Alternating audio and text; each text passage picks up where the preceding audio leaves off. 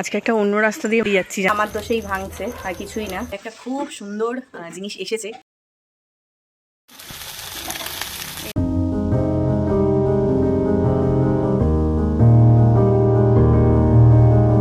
সুপ্রভাত, happy winter.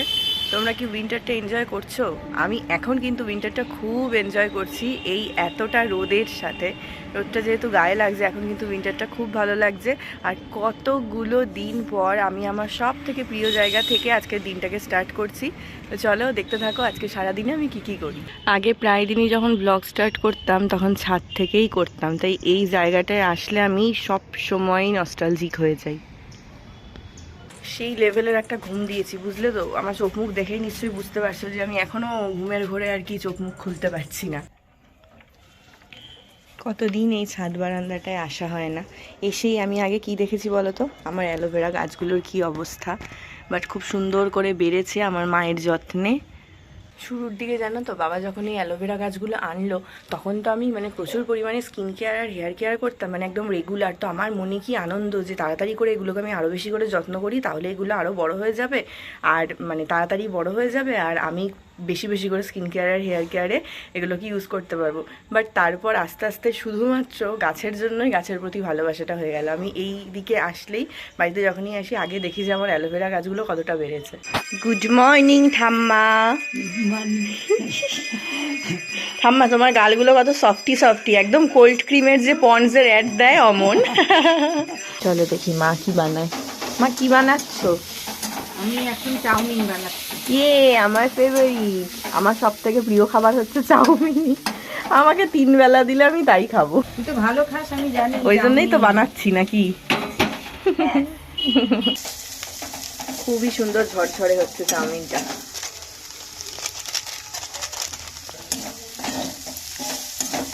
ব্যাস ব্যাস, আর বানাতে হবে না, দাও তো তাড়াতাড়ি, খিদে পেয়ে গেছে আমার। ও ঠাম্মা কি বলছো? বলছি টিফিন খেয়েছো? এই তো মা আমার ফেভারিট টিফিন বানাচ্ছে, কি বলতো, চাউমিন। হ্যাঁ, খাও। টেনটেনা।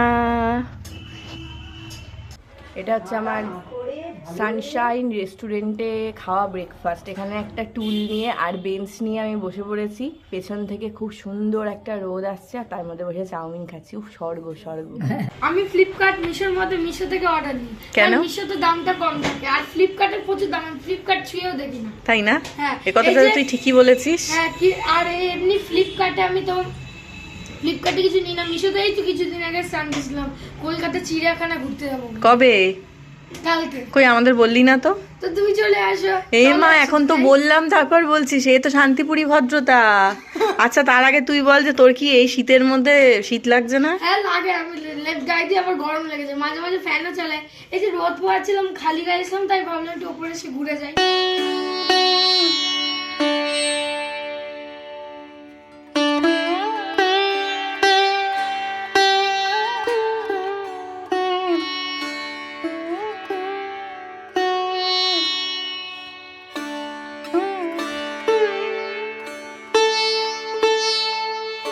জাস্ট আমার স্নান টান করে পুজো কমপ্লিট হলো আর আমাদের বাড়িতে একটা খুব সুন্দর জিনিস এসেছে, সেটা ভাবলাম তোমাদের সাথে শেয়ার করি। চলো দেখাই তোমাদের।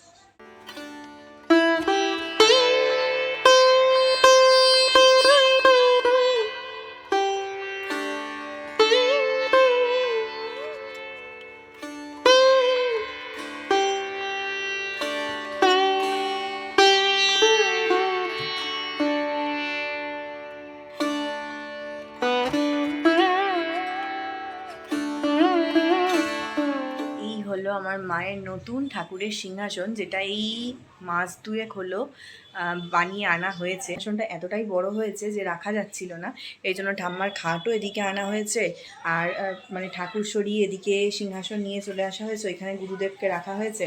তো এইভাবে সব কিছু করা হয়েছে আর মার সিংহাসনটা একদম যেন পুষ্পক রথের মতন হয়েছে, পুরোটা স্ক্রিনেই ধরছে না, এতটাই বড়।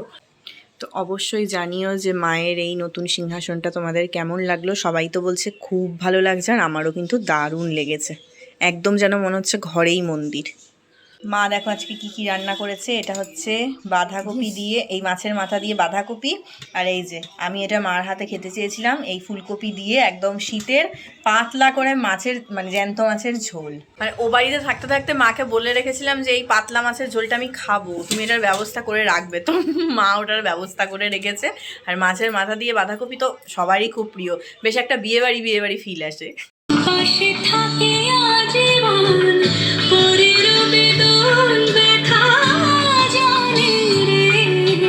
আমি খালি এসে এটা দেখছি, বাবা দেখো একটা স্পিকার কিনে এনেছে, অদ্ভুত দেখতে তাকে, মানে এটা হচ্ছে গাড়ির চাকার মতন, পুরো লরির চাকা। আমাকে বাবা বলছে দেখবি আমি স্পিকার কিনেছি, কি অদ্ভুত দেখতে। মানে এটা তো দেখলে আমি বিশ্বাসই করতাম না, হয়তো খেলার জিনিস এনে রেখেছে, বাট এটা কিন্তু বেশ কিন্তু মানে দারুণ ইউনিক হয়েছে জিনিসটা, তাই না? এখন আমরা মা মেয়েতে মিলে বেরিয়েছি, শীতের রোদ গায়ে মেখে এখন যাচ্ছি মামা বাড়িতে। অনেক দিন দিদাকে দেখি না, তো ভাবলাম যাই ঘুরে আসি। দিদাও বলছে কবে আসবি, ঠিক আছে আগে ঘুরে আসি তারপর। আজকে একটা অন্য রাস্তা দিয়ে মা বাড়ি যাচ্ছি জানো তো, আমি এটা দিয়ে গেছি বাট আমার অতটা রাস্তাটা মনে নেই, তাই মাকে বলছি মা চিনবে তো? বলে হ্যাঁ হ্যাঁ চল না, ঠিক চিনতে পারবো। কে গো? তুমি গো? আমি? বাবা আমি তো রানীর মতন আসিনি। মাই দিদা সুন্দরী, কেমন আছেন আপনি? আমি ভালো নেই গো। কি গো দিদা, কেন তুমি ভালো নেই বলো? আমি এসে গেছি তাও তুমি ভালো নেই? আমার হাতে ব্যথা, পায়ে ব্যথা, হাঁটুতে ব্যথা, কি করবো, বুকে এখানে ব্যথা। কেন তোমার কি ব্যথা লগ্নে জন্ম?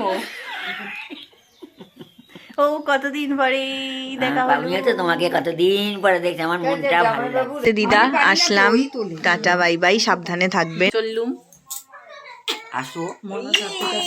অনেকদিন পর আদের পেয়ে গেছি। না আসবো এই কথাতেই তো এসেছি।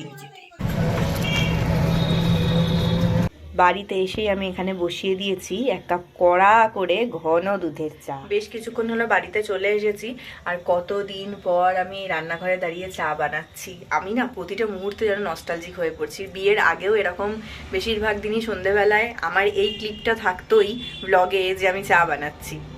মা খাবে নাকি? কি জিনিস? ফাটা ফুলুরি। খেতেই পারি। তাহলে একটু নিয়ে আসি। নিয়ে আসো। ঠিক আমি আছে, ওই আশাই রইলাম। ও তুমি ওই আশায় রয়েছো? আচ্ছা আমি পৌঁছে চিঠি দেবো, ঠিক আছে? আচ্ছা ওকে। খুবই ফাটা ফুলুরির ক্রেভিং হচ্ছে আমার, আর আমাদের এইখানে ফাটা ফুলুরিটা অসাধারণ বানায়। তো বাবাও বললো খাবে, মাও বললো ঠিক আছে নিয়ে আয়, তো এই জন্য যাচ্ছি আনতে। আর বাইরে ভালো ঠান্ডা আছে, এই জন্য দেখো মা আমাকে চাদর মুড়ি ছাড়া বেরোতেই দিল না।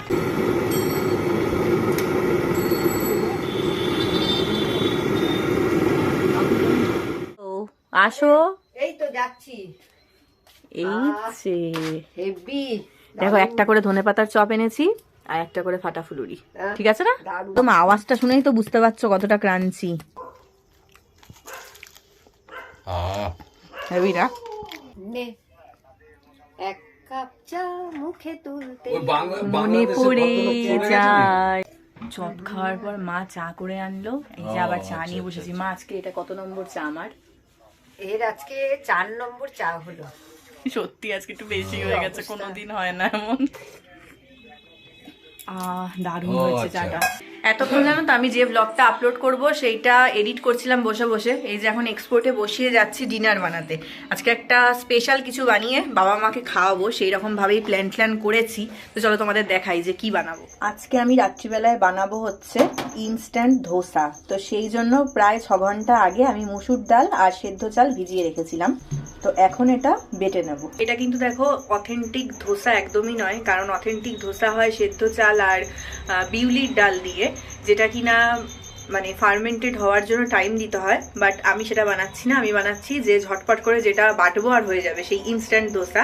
আর আমি আজকে বানাচ্ছি হচ্ছে মুসুর ডাল দিয়ে। এটা আমি ওই বাড়িতে একবার বানিয়েছিলাম, খেতে বেশ ভালো হয়েছিল, সেই জন্য ভাবলাম যে একটু বাবা মাকেও করে খাওয়াই। আর ধোসার সাথে কি বানাবো দেখো, নর্মাল প্লেন ধোসার সাথে আমি বানাবো বাদামের চাটনি। ও তোমাদের কোয়ান্টিটিটা বলে দিই, এখানে আমি নিয়েছি 1 কাপ চাল, আর ওই কাপ দিয়ে মেপে 1/2 কাপ মুসুর ডাল। অথেন্টিক ধোসা আমার এখনো ট্রাই করা হয়নি, ওটা আসলে আমার শাশুড়ি মা এতটাই ভালো বানায়, মানে ধোসা, ইডলি, চাটনি, সাম্বার, যে আমার আর নিজের থেকে যে ট্রাই করবো সেই ইচ্ছাটা হয় না। মনে হয় তার হাতেই খাই, কারণ তার মতন ভালো হবে না জানি, মায়েদের মতন ভালো কখনোই হয় না আর কি, মায়েদের হাতের স্বাদটা আলাদাই হয়। তো সেই জন্য এই ইনস্ট্যান্ট ধোসাটা আমি ট্রাই করেছিলাম। তো তোমাদের সাথে রেসিপিটা শেয়ার করছি। তোমাদের যদি কখনো হঠাৎ করে ধোসা খাওয়ার ইচ্ছা হয় তাহলে কিন্তু তোমরা এই রেসিপিটা একবার ট্রাই করে দেখতে পারো। আগে চাটনিটা বানাবো, তো সেই জন্য আগে বাদাম দিয়ে দিলাম এর মধ্যে। কি কি দেবো দেখো, এখানে নিয়েছি কয়েকটা আদার টুকরো, একটু সামান্য ধনেপাতা আর 2টো শুকনো লঙ্কা। এবার সব কটাকে আমি একসাথে পেস্ট করে নেবো। বাদামটাকে কিন্তু আমি খুব ভালোভাবে সব কিছুর সাথে পেস্ট করে নিয়েছি। এবার চাটনিটা বানাবো। কড়াইতে অল্প একটু সাদা তেল দিয়েছি, এটা বেশ গরম হয়ে গেছে। এবার আমি ফোড়নে দেবো হলো সর্ষে, শুকনো লঙ্কা আর কারি পাতা। ফোড়নটা দেখো সুন্দরভাবে কিন্তু জ্বলে গেছে। এবার আমি বাদামের যে পেস্টটা করে রেখেছিলাম সেটার মধ্যে দিয়ে দেবো। এবার মিক্সি ধুয়ে পরিমাণ মতন জল দিয়ে দিচ্ছি। এতে স্বাদ মতন নুন আর দিচ্ছি মিষ্টি। মিষ্টি হিসাবে এখানে বাতাসা, নকুলদানা যা ছিল সব দিয়ে দিলাম, কারণ মিষ্টি স্বাদটা হওয়া নিয়ে আসল কথা, কারণ এই চাটনিটাতে একটু নোনতা মিষ্টি হয়। ব্যাস, এবার একটু ফুটলেই নামিয়ে দেবো। এখানে আমার চাল ডালটাও বাটা হয়ে গেছে। এবার এতে আমি প্রয়োজন মতো নুন আর জল মিশিয়ে ফেটাবো। ধোসা যত পাতলা হবে ততই ক্রিস্পি হবে, আর আমার না ক্রিস্পি ব্যাপারটাই বেশি ভালো লাগে। তোমাদের কনসিস্টেন্সিটা দেখাই, দেখো আমি এই কনসিস্টেন্সিতে এটাকে পাতলা রেখেছি। তাওয়া বসিয়ে দিয়েছি, এবার এটাকে খুব ভালো করে হিট করে নেব। এখানে আমার তাওয়াটা ভালোভাবেই গরম হয়ে গেছে। এবার আমি একটু জলের ছিটা দিয়ে এটার হিটটা কমিয়ে নেব। এবার এর মধ্যে আমি অয়েল ব্রাশ করে নিয়ে ধোসাগুলো ভাজবো।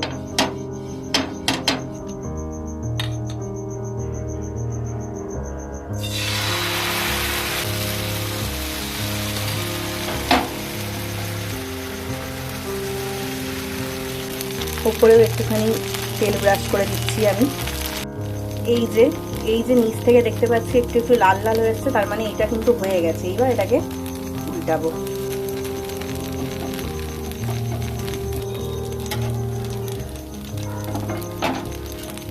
একটু ভেঙে ছুড়ে গেলেও এটাকে আমি তুলতে সক্ষম হচ্ছি। এটা আমার দোষেই ভাঙছে, আর কিছুই না, কোনো একটা টেম্পারেচারের গন্ডগোল আমি করেছি। বাট উঠবে। এই যে প্রায় উঠেই গেছে। 1 2 3। এইটা হচ্ছে সেকেন্ড ধোসা, যেটা সুন্দর মতোই উঠে যাবে বলে আমার মনে হচ্ছে। অ্যাকচুয়ালি ফার্স্টটা এরকম হয় বলেই আমি শুনেছি। বাও, খুবই সুন্দর এটা কিন্তু দেখতে হয়েছে। দেখো সেকেন্ড ধোসাটা কিন্তু একদম ক্রিস্পি হয়েছে। লিজিয়ে দেখো তো, খেয়ে একটুখানি চাটনিতে ডুবিয়ে খেয়ে দেখো, ক্রাঞ্চি হয়েছে না? চাটনিতে ডোবা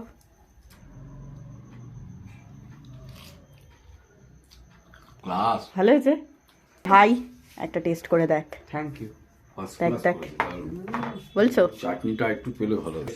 কি কেমন হয়েছে? খুব সুন্দর হয়েছে। সুন্দর হয়েছে, ভালো লাগছে? দারুণ সুন্দর হয়েছে। আমি প্রথমে ভেবেছি সুজি দেওয়া আছে। হ্যাঁ, আমাকে বলছে কি দিয়ে এটা ডাল আর এই হচ্ছে চাল আর মসুর ডাল দিয়ে করা। দেখ ঠিক টাইমে আসলি, দিদির সাথে দেখা করতে পেলি।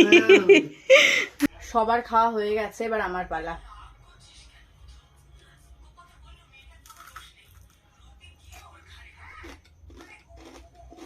আওয়াজটা শুনেই বুঝতে পারছো যে কতটা ক্রাঞ্চি হয়েছে। মানে পাটিসাপটা পিঠের মতোই ধোসাও কিন্তু প্রথমটা উঠতে চায় না। আমি যেহেতু এটা নিয়ে সেকেন্ডবার ট্রাই করছি, তো আমি একটু ভ্যাপাচাকা খেয়ে গেছিলাম, যাই মনে হয় ঠিক মতন হিট করিনি তাওয়াটা। তো তারপরে কিন্তু সবকটা খুব সুন্দরভাবে উঠেছে। একটু ধৈর্য নিয়ে তো ভাজতে হয়ই, আর সত্যি খেতে কিন্তু অসাধারণ হয়েছে।